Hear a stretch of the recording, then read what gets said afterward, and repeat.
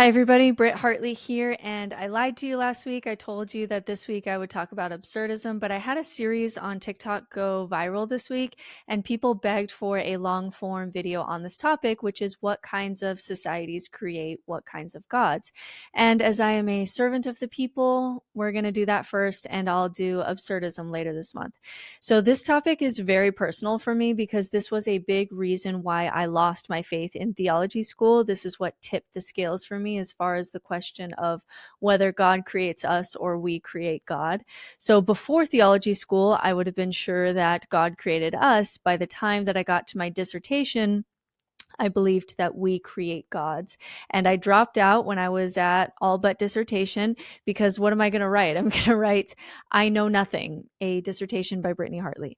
So to this day, I am at all but dissertation in my theology doctorate program. And what I'm going to discuss today is a big reason why I felt like I couldn't write a dissertation in theology because I had lost my faith in God in the process.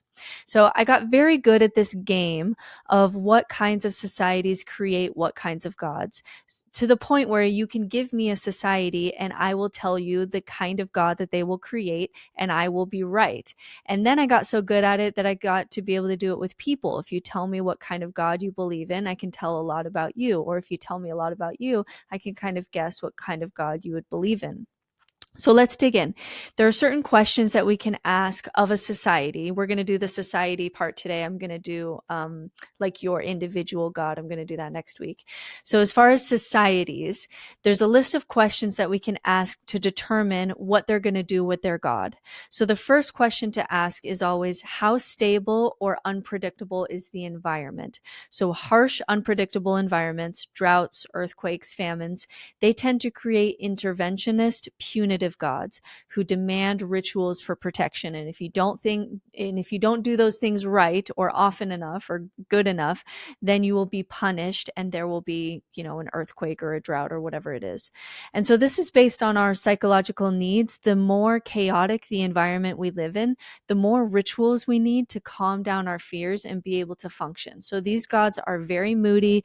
They will punish you. They require sacrifices and rituals because you live in constant fear, because you live in a very unstable environment. So a great example of this is just ancient Mesopotamia, where you have the Tigris and Euphrates. These rivers had very unpredictable flooding, and this led to very temperamental gods in that area. Stable environments foster gods that represent balance or harmony or the natural order or the cosmic order. So these gods don't require as many sacrifices. They don't punish as much. They're not as concerned with human behavior. Their job is just to kind of like maintain the cosmic order and maintain the stable balance of the environment that they live in. So ancient Egypt, for example, they still had floods. The Nile does flood, but they were predictable.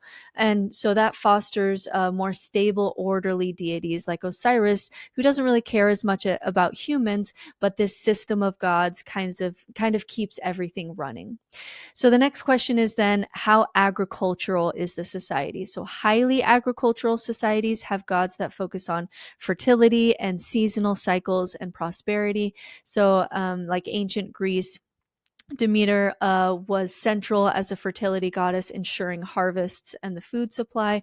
If you're a hunter-gatherer society, the gods are animistic and more deeply tied to nature. So among the San people of Africa, a largely hunter-gatherer society, the spiritual beliefs focus on ancestor spirits, nature entities, reflecting their deep connection to just kind of the shifting environment of the land that they hunt on.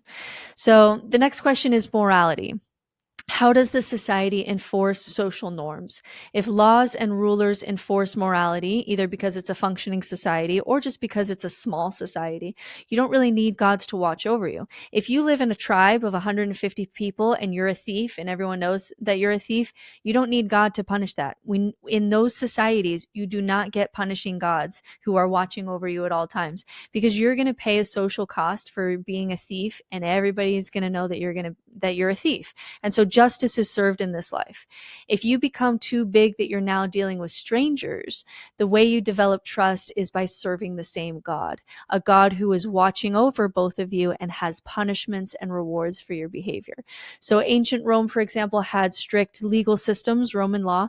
So their gods were not deeply concerned with personal morality. Like Jupiter didn't care what you did, didn't watch all of your actions. In Norse society, you had a decentralized tribal governance. You had small clans. You didn't really have a strong legal system. And so gods like Thor and Odin were seen as being directly involved in battles and moral decisions because there was a decentralized legal system. So there weren't, in the Norse gods, because they're not strong legal institutions that enforce justice, the gods take on a more active role in punishing and rewarding mortals directly and into the afterlife. So in Norse sagas, gods frequently intervene in battles. They reward bravery. They punish oath breakers. So justice wasn't just done on this earth, which means that the gods had to intervene. So the next question is, how hierarchical is the society? Highly hierarchical societies have gods that reflect that structure. It's usually a chief god with a pantheon of lesser deities, or a chief god and like human hierarchies, like an order of priests, or something like, a main god and angels, and then a hierarchy of, priests and humans. But there's going to be some kind of hierarchy involved.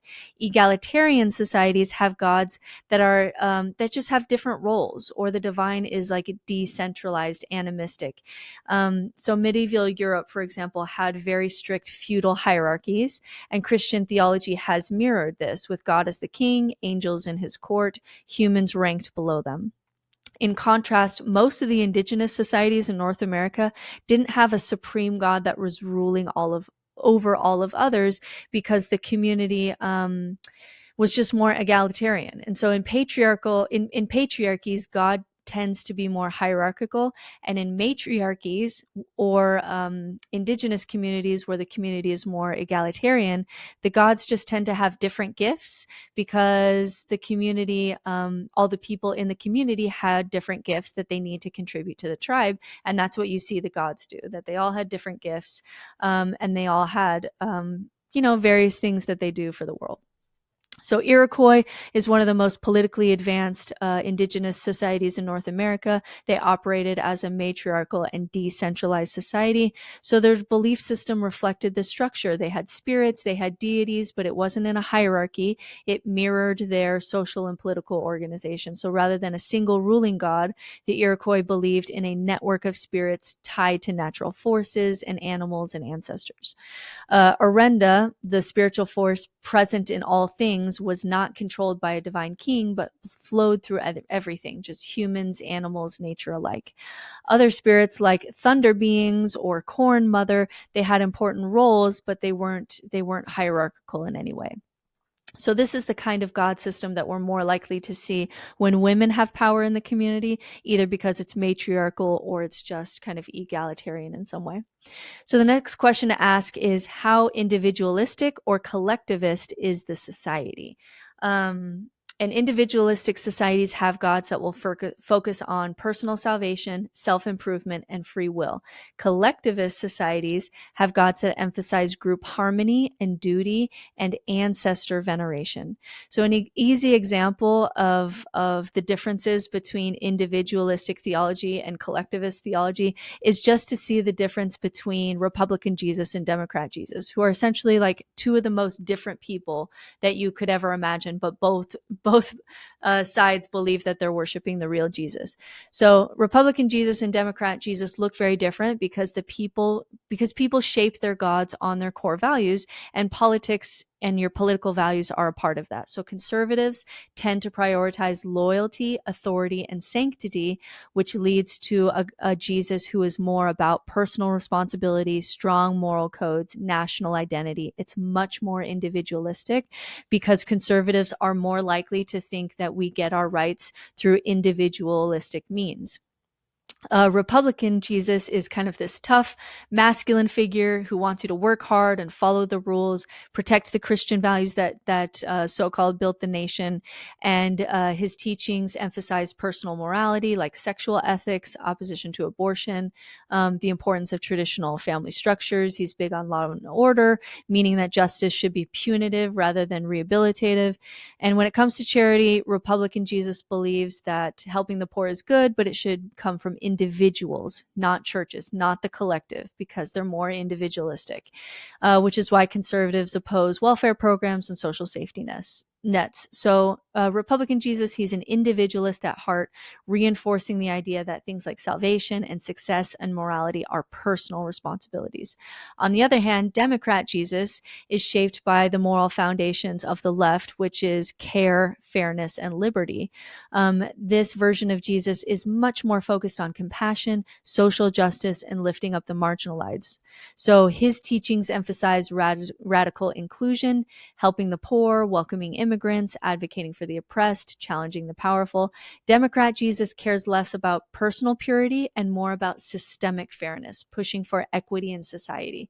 So while Republican Jesus sees charity as a personal act of goodwill, Democrat Jesus sees helping the poor as a societal obligation, which is why liberals support government programs like universal health care and social welfare, and they feel Jesus in the reason that they're supporting these things.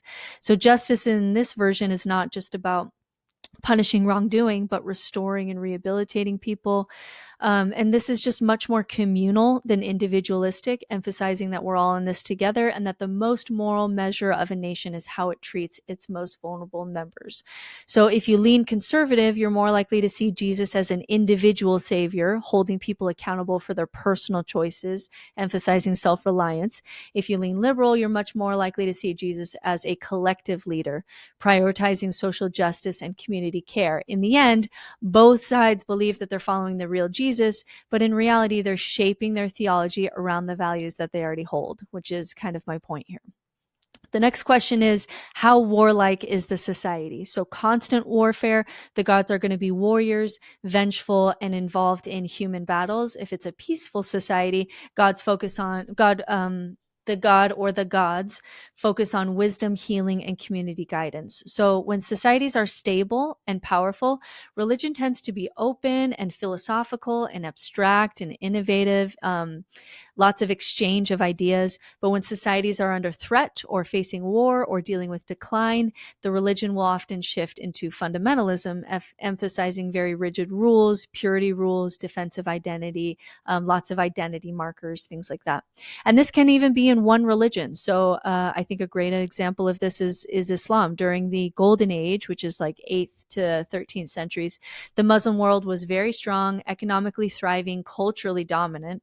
And the caliphate centered in Baghdad ruled over a vast empire that stretched from Spain to India. And during this period, Islam was highly philosophical, highly open, highly scientific, very tolerant of diverse interpretations. Islamic societies welcomed scholars of different faiths, and cities like Baghdad became these huge intellectual melting pots. But fundamentalist interpretations of Islam emerge when Muslim societies are under threat, whether from external military forces or internal decline. So the fall of Baghdad in 1258 to the Mongols was a huge turning point. And then later we get colonialism and Western imperialism and repeated military defeats, which contributed to this kind of crisis of identity, leading to Islamic movements to turn inward and focus on religious purity and legalism and rejection of outside influences, so they were no longer interacting with the outside world the way that we saw during the Golden Age. So, and then you add on top of that the creation of Israel, the Soviet invasion of Afghanistan, obviously multiple US interventions in the Middle East. These are all threats to the Muslim world, and when societies are under threat, religious leaders tend to emphasize strict laws, absolute obedience, a righteous struggle. So you'll get just, jihad in its most militant sense rather than a spiritual sense in order to unify and defend their faith and their identity.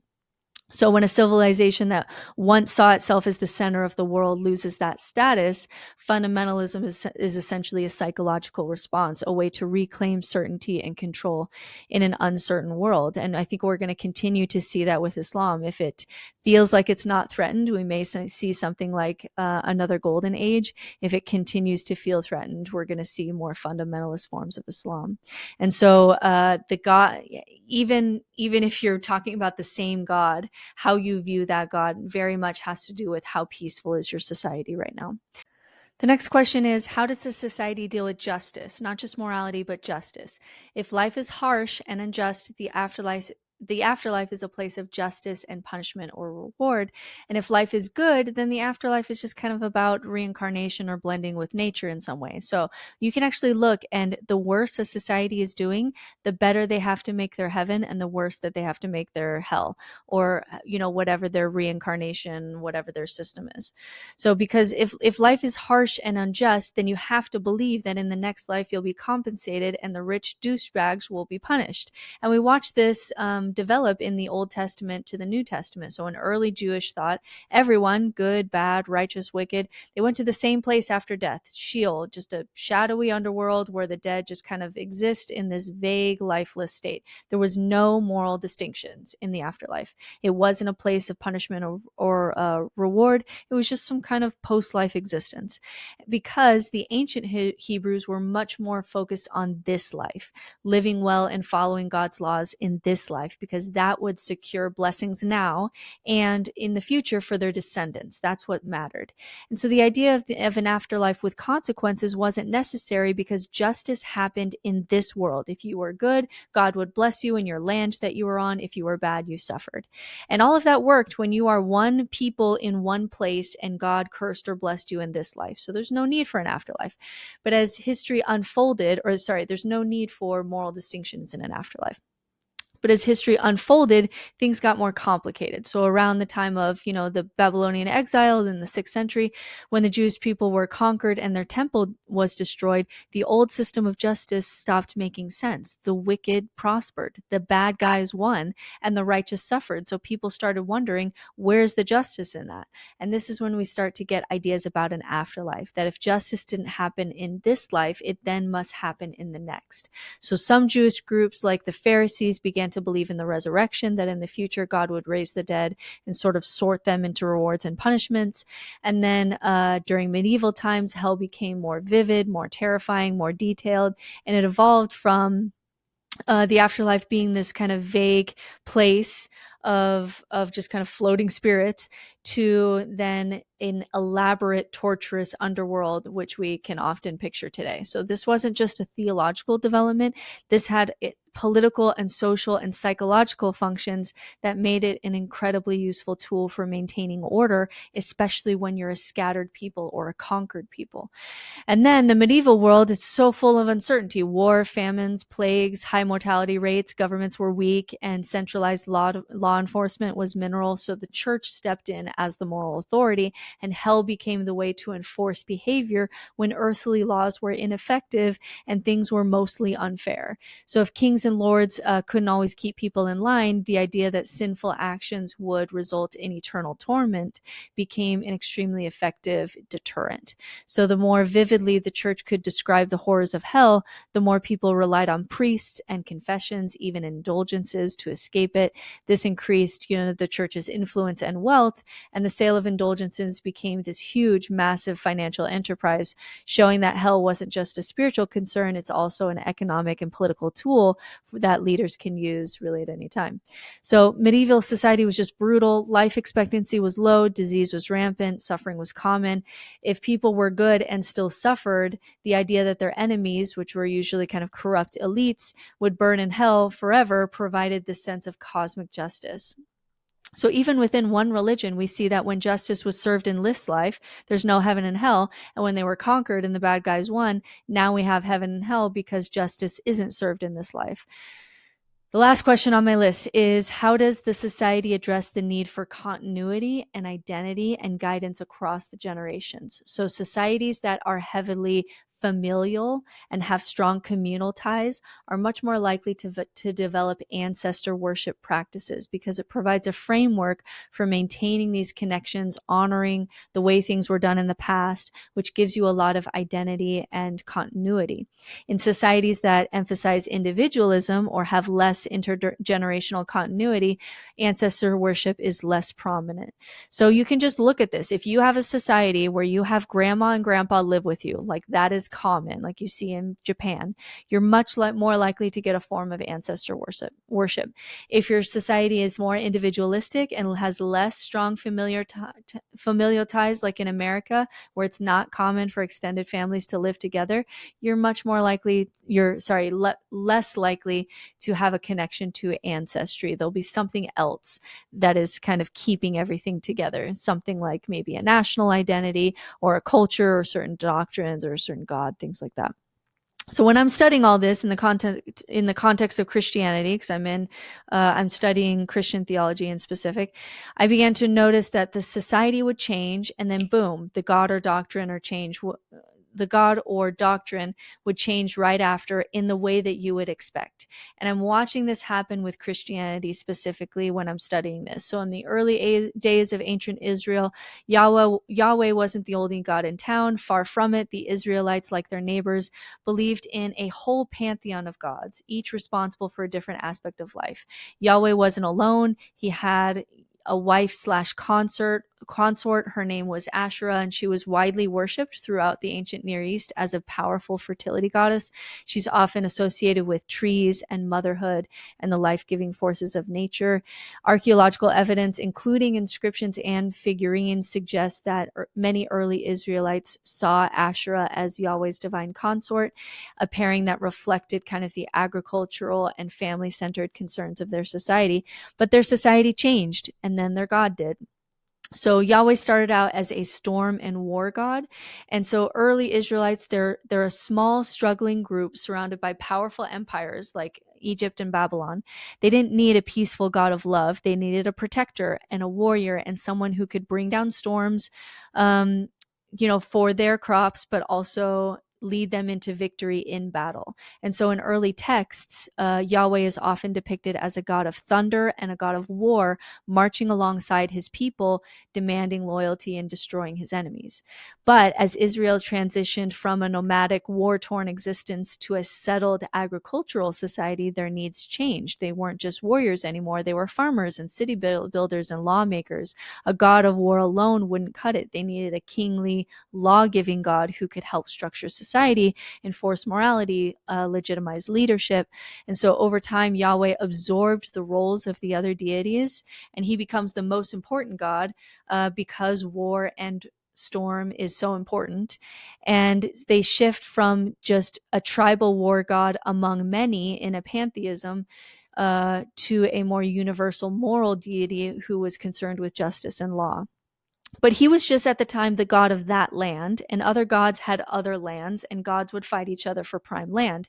And then we have the biggest shift of all, which is the Babylonian exile. The Israelites were conquered, their temple was destroyed, they were forced to live in a foreign land. At this point, many ancient peoples would have assumed that their God had been defeated, but instead of abandoning Yahweh, the Israelites redefine him. He was no longer just a national God tied to a specific land. He became the one true God of all lands, existing beyond borders, beyond temples, beyond even human understanding. So this transformation laid the foundation for monotheism, which was a new development. That's almost unheard of in the ancient world. So Yahweh's evolution wasn't random. It was a direct reflection of the changing needs of the society, from a war god to a king to a national deity to the one universal God. And this transformation tells us about it tells us more about the human history than it does about the divine. The gods we worship, the gods we tend to need. And as society shifts, we watch that the construct of the divine or the face of the divine changes based on what society needs it to be. So I laugh when Christians try and reconvert me to Christianity. They'll tell me every day in my comment section to just read the Bible and have faith. And they have no idea that the God that they think is eternal and unchanging, was once just one storm god in a pantheon of gods with a female consort, and that their God has changed many, many times. And apologists here will say, yes, God reveals himself more and more over time, or God meets people where they are. But then you start watching not just this religion do it, but all religions do this. They're all changing all the time based on what we need God to be. So if God was working with all different religions, then God is contradicting himself, itself, all over the place. So the first move that both myself and others will make with this information of watching us create the gods that we need, is to move to some kind of interfaith omnism kind of approach, where each religion has aspects of the truth, but God is still God. God's working with different peoples in different ways. But over time, this view begins to break apart because they can't all be right. And over time, you realize that this is actually just humans using their imagination and their naturally superstitious nature and their pattern-seeking, meaning-creating brains to create gods to solve their individual and communal needs. Because could it be true that God sends various people with virgin births? Yeah, that could be true, that all of our stories that require a virgin birth are true. Or it's probably much more likely, if we use Occam's razor, that this is something that humans are doing across the board. So let's take virgin births, for example. It's very common. There are 5 main reasons why we create miraculous birth stories. They instantly elevate a child's significance. So we backwrite stories to make them special. Horus in ancient Egyptian mythology, he's said to be born of the goddess Isis with no earthly father, symbolizing his connection to divinity and his destined role. In times where, number 2, if you have a society where royal or political lineage really mattered, which it did much more in the ancient world, that gave you kind of a trump card to have a divine birth because your lineage is divine. The birth of Emperor Augustus, the first Roman emperor, was said to have been divinely conceived through the god Apollo, reinforcing his status as a king favored by the gods. King Arthur, in Arthurian legend, King Arthur's birth was marked by divine intervention and magic. It was kind of orchestrated by Merlin, which bolstered his claim to the throne of Britain. Number 3, miraculous births are usually a human mother and divine father, partly just to cut out problematic fathers from the equation. So in certain Buddhist texts, the birth of the Buddha is miraculous. It's not really a virgin birth because Queen Maya wasn't a virgin, but it was immaculate conception. She was dreaming, a white elephant enters her side into a dream, and she has a painless birth kind of story. Not exactly a virgin birth, but Buddha is said to have been conceived without his father, who was king, that people may or may not have liked. So it just kind of removes problematic fathers from the equation. It also gives you authority. Basically, anyone important in history: Jesus, Buddha, King Arthur, Emperor Augustus, Ramus and Romulus, Hercules, Quetzalcoatl, Zoroaster. All these people in mythology, they're conceived by some kind of miraculous means. The birth of the first emperor of Japan also gets a miraculous birth story. Everybody gets a miraculous birth story. And then the last thing it does is it establishes moral supremacy, because this person doesn't come into the world the way that everybody else does, which is their parents having sex, which nobody likes to think about. So the birth of Krishna in Hinduism, Krishna's birth is celebrated as a divine event, where his mother gives birth to him miraculously without earthly involvement. Same thing with Genghis Khan. Genghis Khan has a miraculous birth story. I think it's a ray of light that he's conceived with. So of course, when we're writing a story like Star Wars and we need to show people, how do we show people that this slave boy, Anakin, is special? How do we show people in the story that he has a certain mission and calling and he's important to this whole long series that we're about to do? We give him a miraculous birth story. He is conceived by the Force, which is so common in our stories, that they're conceived by some kind of ray of light or some kind of force or some kind of whatever. Sometimes a bolt of lightning, because this is what we do in our stories. And so, of course, when we're writing the story of Anakin, we have him be conceived by the Force, and nobody bats an eye. Nobody bats an eye at this, because this is just what we do in our stories. So over time in theology school, as I became more nuanced, and then I got good at seeing God in more religions than just my own. And then you start thinking, hey, every time humans need someone to be special, they create a miraculous birth story. In the case of Jesus, the birth stories are significantly different. The first gospel, Mark, doesn't mention it at all, neither do Paul's letters. But Matthew and Luke both use different genealogies and different stories to try to make Jesus special. They also place his birth in Bethlehem when the historical consensus is that he was born in Nazareth. And we also have no record of anything like a Roman census, and we have Roman records at that time.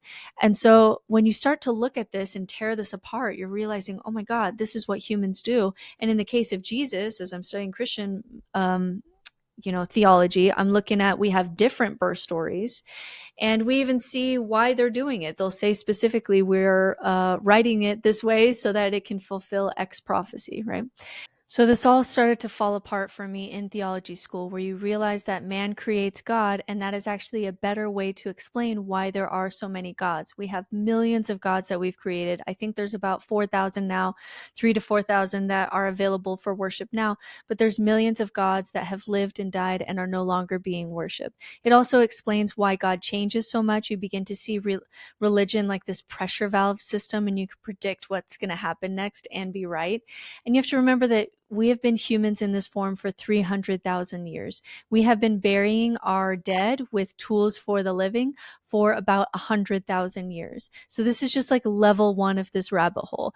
The next part of the rabbit hole is going down to the level of the individual. If you tell me your core values, I can tell you what kind of God you create, and vice versa. If you tell me what kind of God you believe in, I can tell what your desires are, what your fears are, what you value. And every single person in this world has a different God.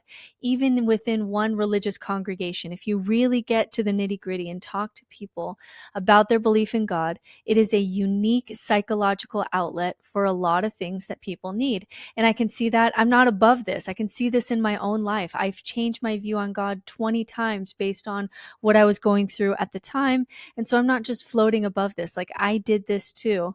And my God changed over time based on what I needed God to be and how I was changing as a person. So next week, I'm going to go into a deeper dive into this about what your God says about you. And what this does is this can give you extraordinary insight into yourself and what you need and what you value. And I'll do a few of these live. I don't always get it right. Like, it's not magic. It's just a skill that I've developed over time by being a spiritual director and talking about God with so many people. But in the comment section, if you want me to kind of do you, that sounded sexual. I didn't mean that to sound sexual.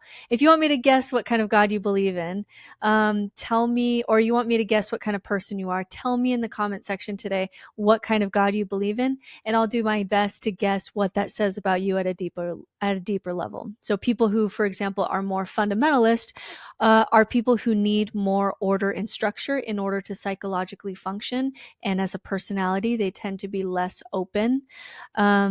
And less able to kind of hold complexity and nuance. If you tell me your political values, I'll tell you what kind of Jesus you believe in. If you tell me about your afterlife, I can tell you whether you fear meaninglessness or injustice or death or the death of truth or all four.